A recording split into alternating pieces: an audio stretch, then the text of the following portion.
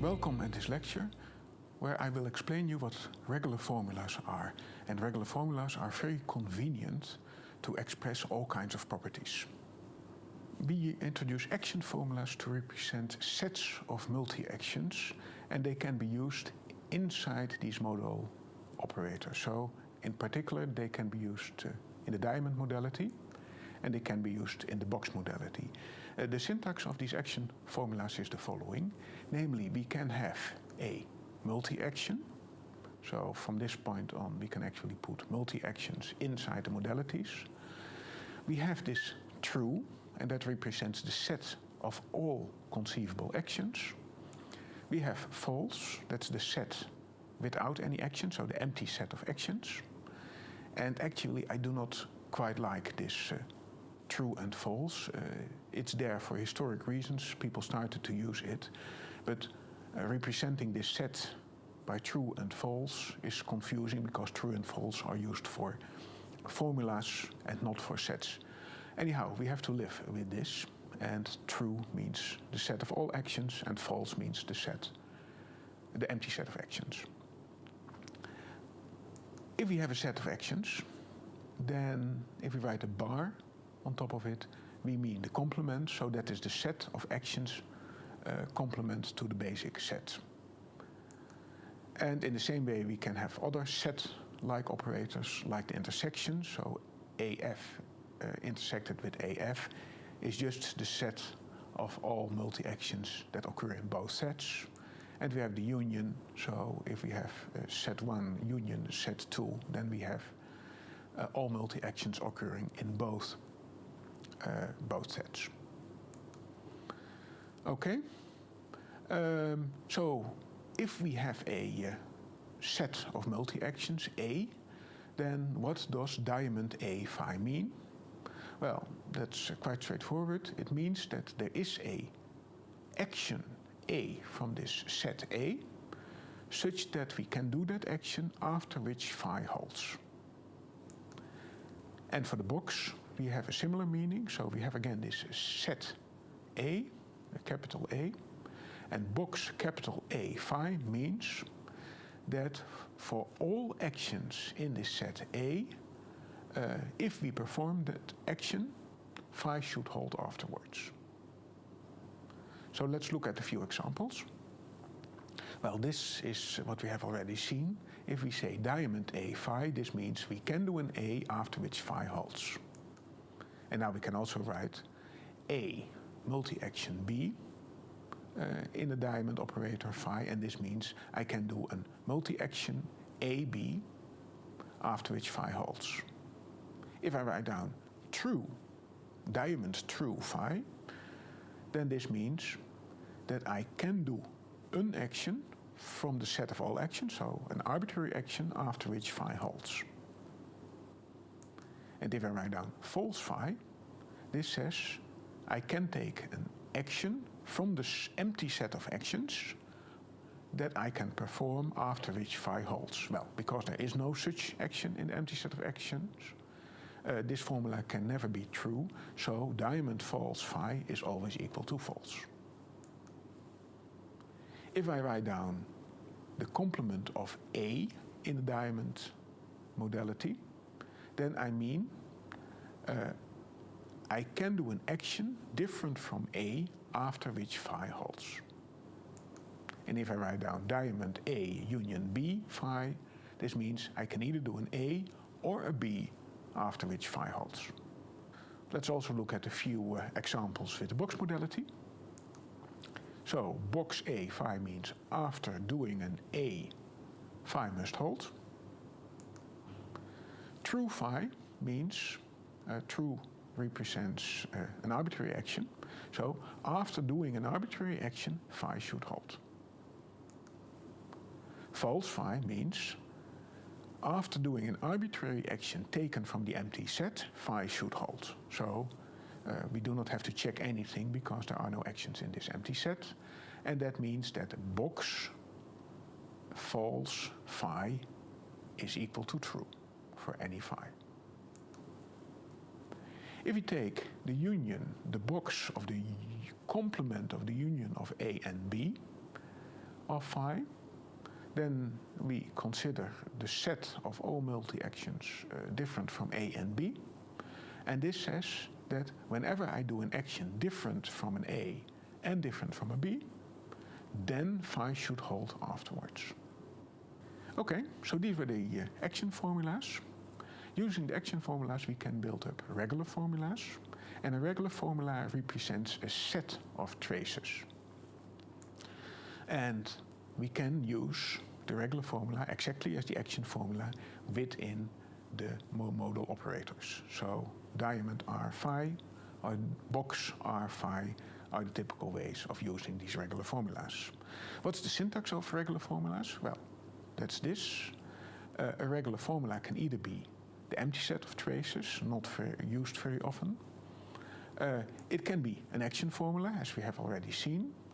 And you can write down R.R, which is the concatenation of the sets of traces of the first R and the second R. And if you write down a plus, it's typically the union of the traces of the left-hand side of the plus and the right-hand side of the plus.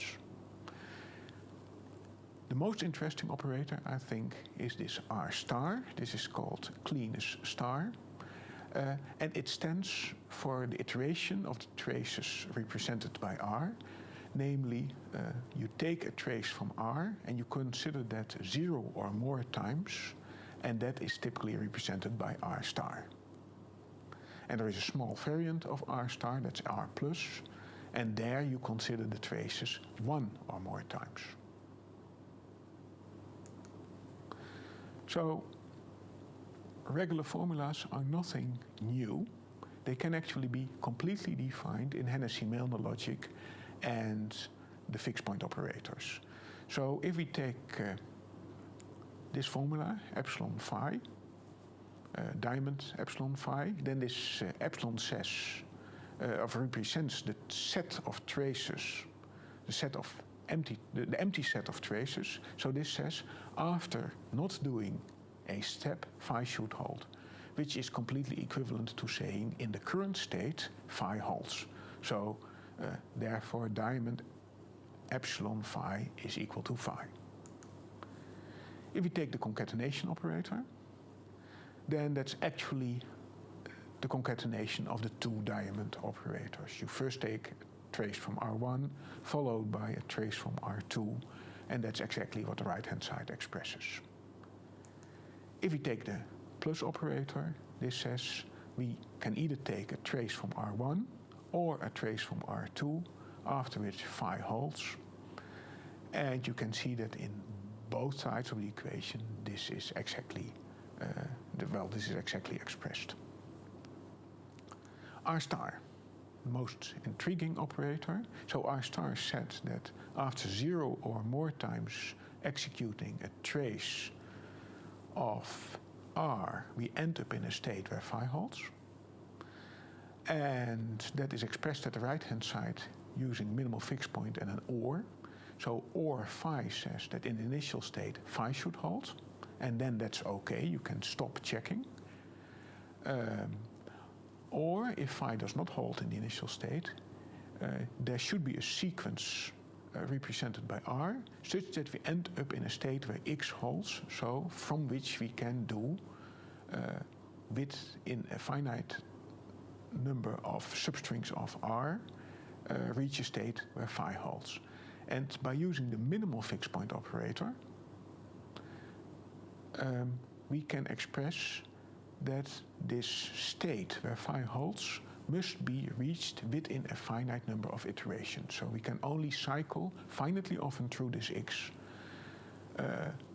And then we have to end up in a state where the right-hand side of the OR is true to make the whole formula true. The plus operator is much easier because it can be expressed in the star operator. We have to check that we can do a trace from R at least once in order to reach a state where phi holds. So we first check, do a diamond R, guaranteeing that we have this trace of R once, and then we do 0 or more times a trace of R ending up in a state where phi holds. So let's look at a few concrete instances. This formula, diamond ABC true, represents, of course, diamond A followed by diamond B followed by diamond C, and that exactly expresses that we can do a trace with an A, B, and C in it. If we consider diamond A plus BC, this expresses that we can either do an A or a B followed by a C as a trace.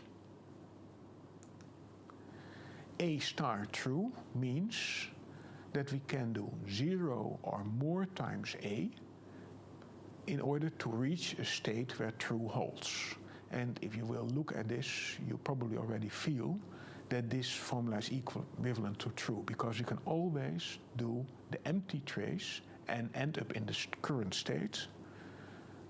And in any state, true holds. So one candidate to make this formula true is always this empty trace. And what we see is that diamond A star true is equivalent to true. If we take this formula, true star A true, then this says that after an arbitrary sequence of actions, A can be done. So there is a sequence of arbitrary actions followed by an A. So it means that we can end up in a state where A can be done, or in other words, the action A is reachable. Well, what we did do for the diamond modality can also be done for the box modality, and the situation is completely dual. So box epsilon phi is equal to phi. If we have the concatenations of two modal formulas in a box, it's just the concatenation of the two box operators. If you have the choice operator, the plus of R1 and R2 in a box, then this means that if we perform a sequence of actions from R1 or we perform a trace from R2, phi should hold in both cases. And if we look at the right-hand side, this is exactly expressed. Namely, if we perform a trace from R1, phi should hold, and if we perform a trace from R2, phi should hold. And you can see that what was an or when we were considering the same situation with the diamond modality becomes an and here. If you look at the box R star phi, then this says that after doing 0 or more sequences of strings, repeated strings, characterized by R, we end up in a state where phi holds. So this means that if we do just the empty sequence, phi should hold, so phi should hold immediately in the initial state. And this is expressed with this box Rx at the right-hand side, if we perform a substring of R, we end up in a state where phi should hold, and from which, if we do more of these substrings, we only end up in states where phi hold. So we can see that in all states reachable by substrings characterized by R, phi must hold. And then we have this formula R plus, which is exactly the same as with the diamond.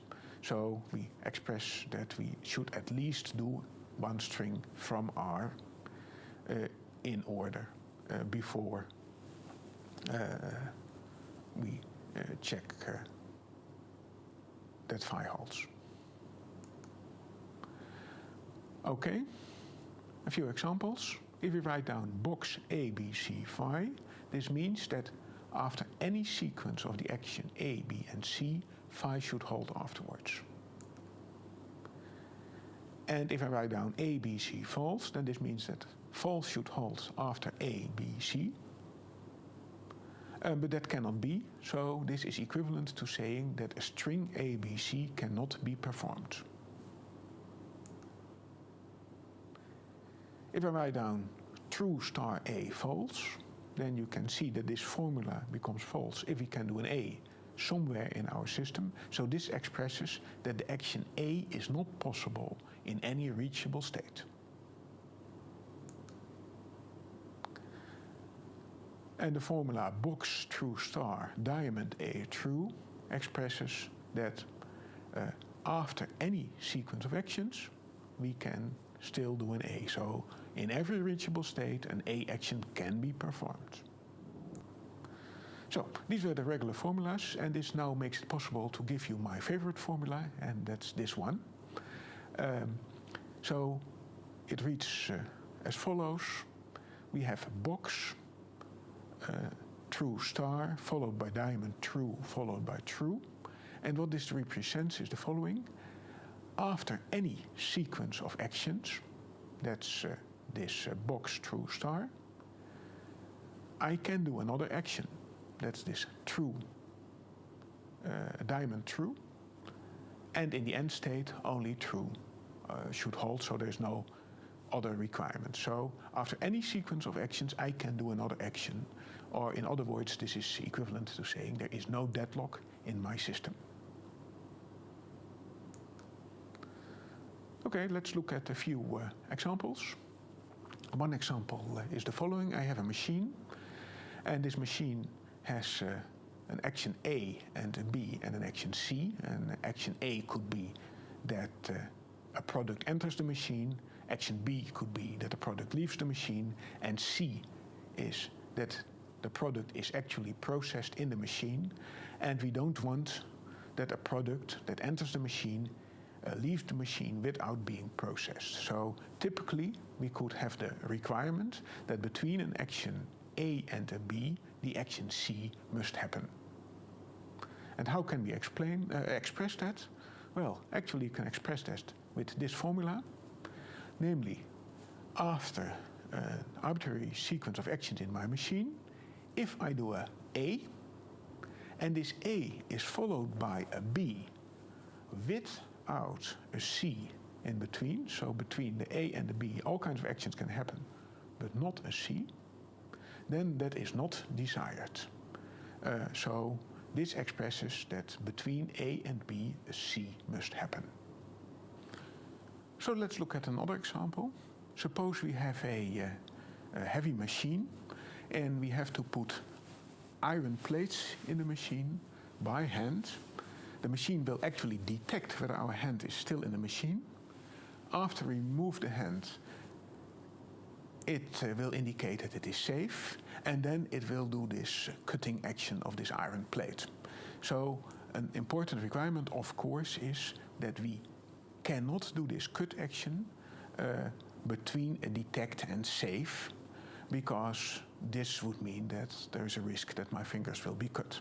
So how can we formulate that? Well, in this particular case, it's convenient to reformulate this in the following way, namely by saying that between a detect and a cut, we always want to see the safe action. And then we can use the formula from the previous slide. Namely, what we say is that if we do a detect followed by a cut without a safe in between, that is completely undesired. That's not allowed. And this formula actually represents that the machine is safe. Well, we can also have another requirement saying that it will not cut before actually checking that the system is safe. So in the initial state, before doing the cut, and that's a separate requirement on this machine, we should first have a safety indication. So doing a cut without the action safe in front is not allowed. Okay, these were a number of safety formulas. Let's look at a number of liveness formulas. So suppose we have firefighters, and if there is a fire, they should appear. And we can have a rather weak variant of this property, which you probably would write down as the first potential candidate, and it's not really enough. So what does this formula say? It says whenever a fire action happens, so the fire breaks out, and then we write down diamond true star appear, And this means then there is a sequence of actions after which appear will happen. So if the fire breaks out, there is the possibility that the fireman will appear. There is a sequence of actions where they actually will appear, but they may not appear in most of all, say, rests of the behavior. So sometimes you would like to really say that if a fire breaks out, whatever happens within a finite number of actions, the fireman will appear, and then we use this particular formula. So this is the strict variance, and this is such an important formula and so tricky to understand that I advise you to learn it by heart. So what does it say? After a fire appears, then as long as I will do something different than the appear action, I will go on checking in a finite number of times, and I should always do some action. So what we would like to formulate is that after an action A, action B must unavoidably happen. And this is the formula that we gave on the previous slide, but now with the A and the B. And well, this A part is not so interesting because that's relatively straightforward. So if we end up in a state after the A where we can only do this B, then the formula becomes true. Namely, the right-hand side of the AND says true, diamond true, true. And because we can do an action, this part of the formula is valid. And the first part of the formula says, whenever we do something different from B, then we have to continue checking in the target state of that particular action. Well, in this particular case, where we have this state with only an outgoing B, we do not have to check anything anymore. So this formula becomes true if we end up in a state where we can only do B actions. If we would do other actions, then because we have to make the formula true after a finite number of steps, we are forced to end up in a state where we can do a B action and only do B actions, like this.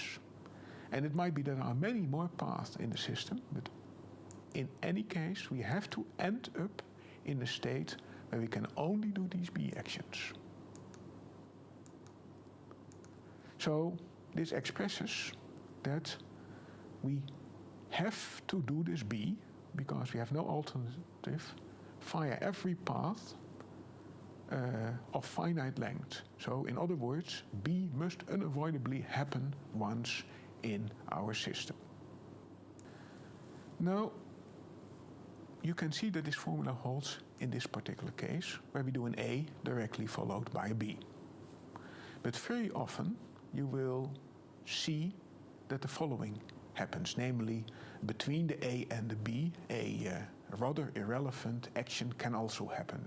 Somebody can input something in another part of the machine under consideration, or it can be that somebody presses an alarm button and he can do that as often as he would like to. So this is typically what you see. And in this case, the formula is not true because the B can indefinitely be postponed. It is not guaranteed that the B will happen after a finite number of actions because you can do an C indefinitely often.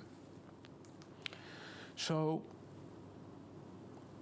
what one would like to say as an alternative, it's somewhat a weaker alternative, is the following, namely, after doing the A, as long as we have not seen the B, we can still do the B.